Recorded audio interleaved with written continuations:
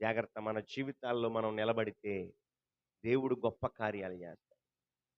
ఏ ప్రాంతంలో అవమానపరచబడ్డారు వీళ్ళు. యోసేపు యవనస్తుడు, షడ్రక్ యవనస్తుడు, మెషిక్ యవనస్తుడు, అబేద్నెగో యవనస్తుడు, దానియేలు యవనస్తుడు.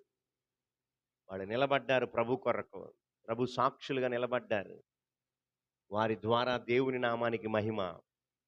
వాళ్ళని ఎవరైతే అవమానపరిచారో, ఎక్కడైతే గేలి చేశారో, గాలి చేశారో, అపహసించారో, దేవుడు మరలా అక్కడే వాళ్ళని రెండంతల గొప్ప ఆశీర్వాదాలతో నిలబెట్టి, ఆ ప్రజల మధ్య, ఆ జనుల మధ్య, ఆ దేశ ప్రజల మధ్య వీరు కనపరచడమే కాదు, వీరి దేవుడు కూడా మరింత కనపరచబడ్డాడు. ఆమేన్. యెస్. ప్రియ సహోదరి సహోదరులారా, జీవము గల దేవుణ్ణి ఆరాధిస్తున్న నీవు నేను ఆయన సాక్షిగా నిలబడదాం.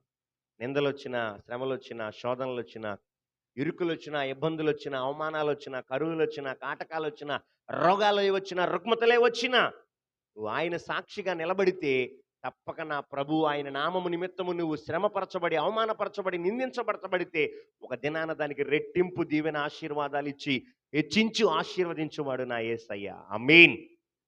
వీళ్ళు నిలబడ్డారు అలాగే ఆశీర్వదించబడ్డారు.